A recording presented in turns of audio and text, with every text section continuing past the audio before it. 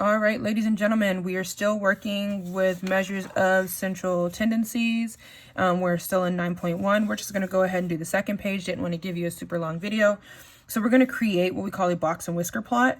And it's a way to display data using medians, quartiles, and ranges, and extremes. The extremes being your outliers. So extremes is just a fancy way to say outliers. Okay, since we know it's just a fancy way to say outliers, we, now that we know what we're talking about, we're going to use the same data set that we had before. Well, actually, yeah, not the same data set. So we're going to use the same data set that we had before. So since we already put it into our calculator, so I'm going to go back through the process on how we did that. Let me turn my screen light up so you can see. Okay, so I'm going to go back out. All I did to begin with was I went to stat on my calculator and I went to edit so that I could create a list. So then when I went in, I put all my data in. Now, when you do it this way, it doesn't matter if you put it in numerical order because when you calculate the stuff, it'll automatically do it for you. So what you want to do is once you've got that all set, you are going to go to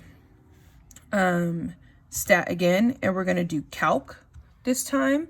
And we're going to do one variation, one var stats. So that's going to be number 1. We're going to hit enter.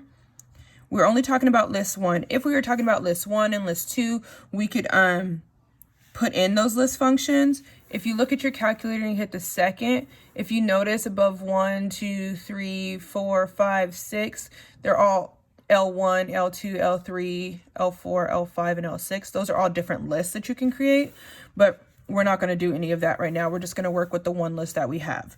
So we're going to hit enter. Enter, no frequent list, we don't care, and we're just going to calculate. All right, so now we're faced with this again. We know that our mean is here at the top, the 80.1. We don't use that to create a box and whisker plot. The things that we need are going to be, first is going to be our lower extremity, which is our lowest number.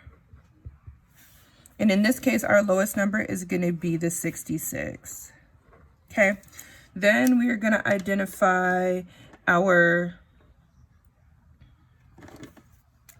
Q1. So Q1, and these are all the same from the first page, but if we want to look in our calculator right here, it gives me my Q1. Right there, it says Q1. So we're going to focus on where it says Q1, and it says it's 72. We did the calculations before and confirmed that it was the 72.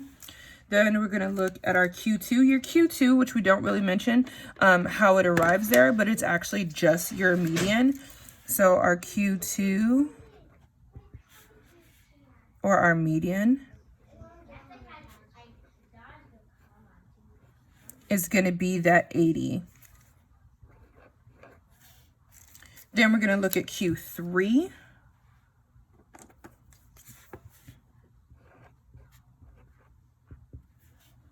And in this case, Q3 is 88. Okay. And then we're going to look at our upper extremity.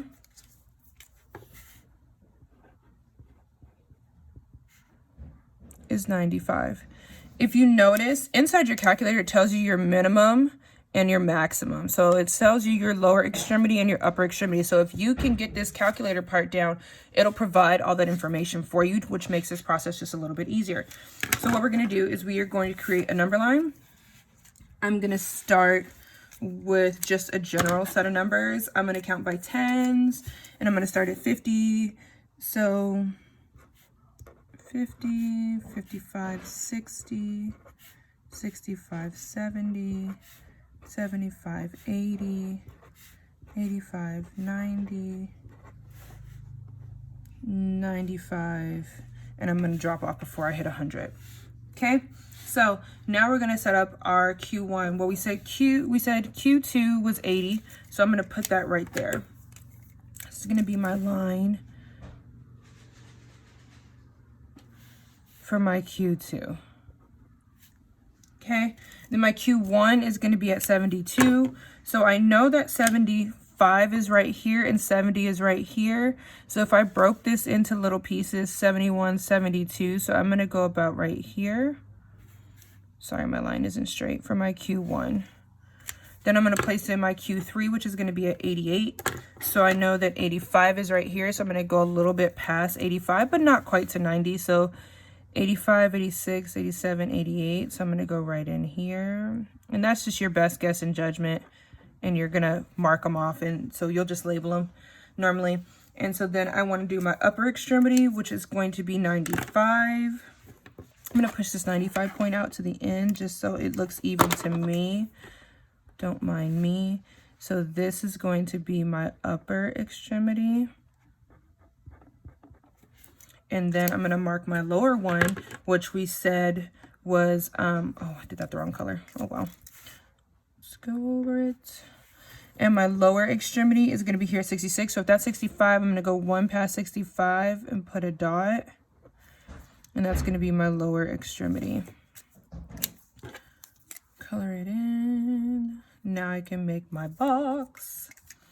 So this is the front of my box. That's the back of my box. Give myself some lines here. Can you make it touch the graph down here? Yes, you can. Can you make it float above? You certainly can. Whichever is more convenient for you, as long as it has that shape. And we're done.